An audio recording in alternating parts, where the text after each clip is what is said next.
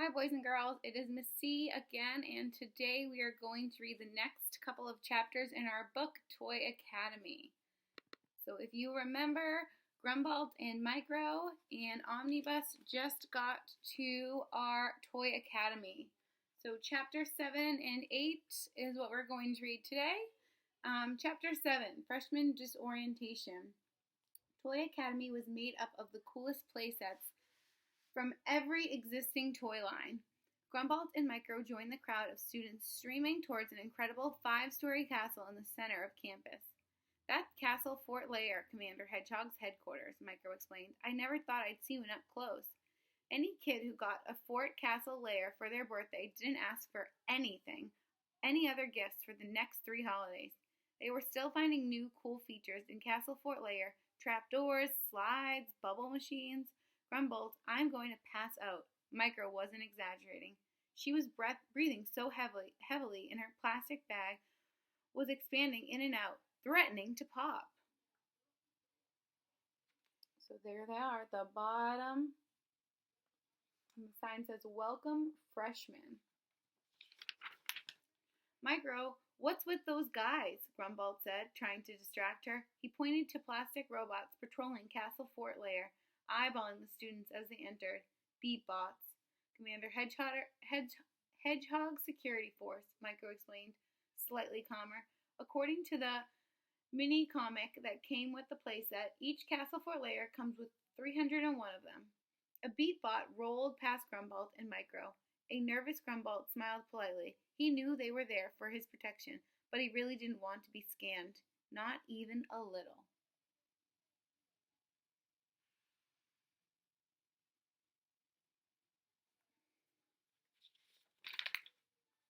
The students entered the castle, where the faculty and staff were waiting. They were older toys, their days of play behind them, here to pass their knowledge on to the new generation of plastic and cloth. Ivory Spiderring, a former goodie bag prize, informed the crowd that Commander Hedgehog would be there as soon as someone could find him. Sometimes the commander likes to wander. All of a sudden, Commander Hedgehog sprung out from a trapdoor in the floor, nearly giving Ivory a heart attack. And sometimes he likes to surprise the other faculty to keep them on their toes, the commander bellowed. The commander turned and faced the students. The paint on his uniform was faded and scratched. He didn't have much articulation. His right hip joint was glued into place. But he wore it well. Welcome to Commander Hedgehog's Institute for Novelty Academia, the commander proclaimed. Who's excited to be here? So he is excited. The students cheered enthusiastically, especially the toy next to Grumbold. He was unable to contain his excitement, and Grumbold could immediately see why this guy loved Commander Hedgehog so much. He was a bootlegged Commander Hedgehog toy. Except for a few details, he was almost exactly like Commander Hedgehog. Hot pink paint job made from polyamethane, the flimsiest plastic, and accessories consist of a plunger and a frying pan. And then the real Commander Hedgehog. He was made from the finest plastic, cool silver paint job, and had an accessory consisting of a space axe and a star sword. So he was kind of similar to Commander Hedgehog, but not as cool. The bootleg noticed Grumbold looking at him. I know what you're thinking, but I'm not a bootleg, the bootleg said. I'm an original toy who happened to be ever so slightly similar to Commander Hedgehog. My name is Commandant Hedgepig. Grumbold nodded. Okay, I'm Grumbold. So what are you supposed to be? Grumbold shrugged. Bootleg was the third person to question what Grumbold was. A troubling fact, as Grumbold had, at this point, only talked to 3 people. Grumbold heard laughter from behind him. He turned, hoping for a change of subject, and that he could be part of the fun.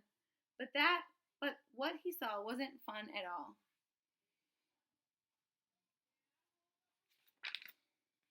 Chapter 8. Here Goes Everything. An army action figure was pointing and laughing at a ceramic boy and girl. You losers don't belong here. You aren't even toys. The army man Clorton. "You're salt and pepper shakers." He grabbed the ceramic boy and held him by his ankles, shaking him vigorously. Sure enough, salt poured out of 3 tiny holes in his head.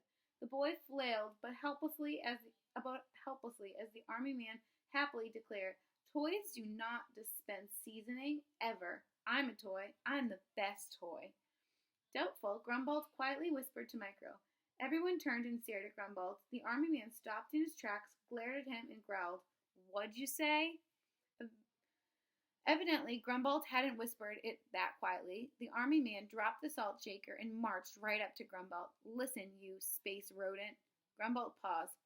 Maybe he was a space rodent. That could be cool or something to bond over with Commander Hedgehog. "I'm Rex. Everything. I lead Elite Action Force now. Grumbold thought about it. "Not to nitpick you, but you don't. Maybe someday you will, but right now you're just a student like us."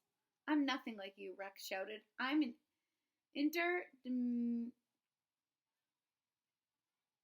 a defender of freedom and all that is right. I encounter something bad, I give him a taste of my action feature. You want to see it? Move out of the way, mutant chipmunk," the ceramic girl yelled to Grumbold. Rex tapped a button on his shoulder, making his right leg shoot forward with incredible spring action. It was a blur of plastic muscle that hit Grumbold in the chest, sending him flying back into the ground. Luckily, the big, pillowy head cushioned the fall. Rex laughed. "That's called the Rex in Effect kick. It's the greatest action feature ever, and I used it to strike down evil." When Grumbold tried to get up, Rex explained, "Looks like someone wants another taste of my action feature." Rex was just about to tap his shoulder button the second time when a tiny hand grabbed him by the arm, swung him around into the air, and smashed him into the ground. Commander Hedgehog stood behind them. His army of Beatbots stood behind him, ready for action.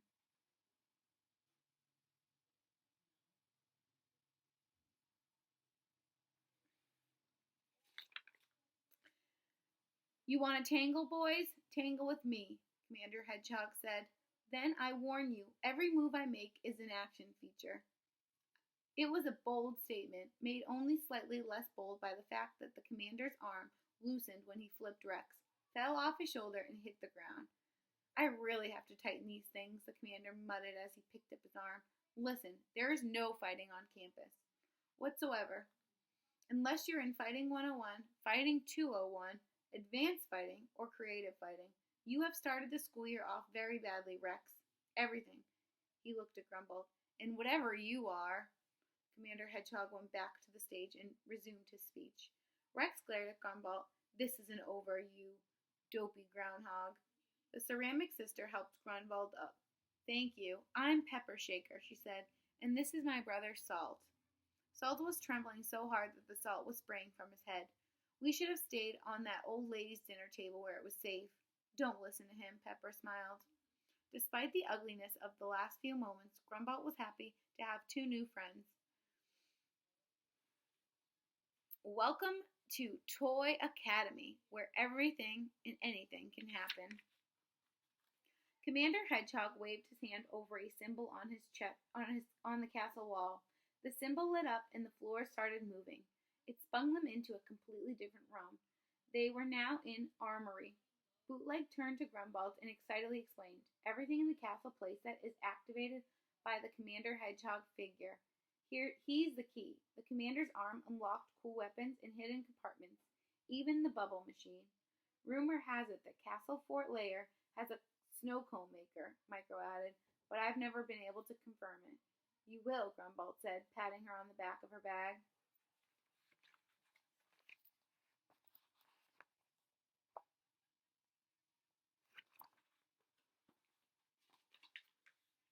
After the welcome party, Grunbolt and friends reported to the freshman dorms, which were actually Princess Dream mansions, that Margie, the most successful doll ever, had graciously donated. Luckily for Grunbolt, his roommate was Paper Dave, a very neat and tidy paper doll who kept to himself. In fact, at certain angles, Grunbolt didn't even know Paper Dave was in the room. his roommate. Grumbold laid on his M-shaped bed. Margie loved the letter M and adjusted his polka dot pillow. Margie loved polka dots even more than the letter M and closed his eyes. Today could have gone better, but tomorrow he'd turn it around. Tomorrow he'd begin his education and prove to everyone that he was the very best toy in the world. The end of chapter 8. So we will find out what happens in chapter 9 the next time we read. So I hope you all enjoyed that. Thanks for listening. Can you say bye?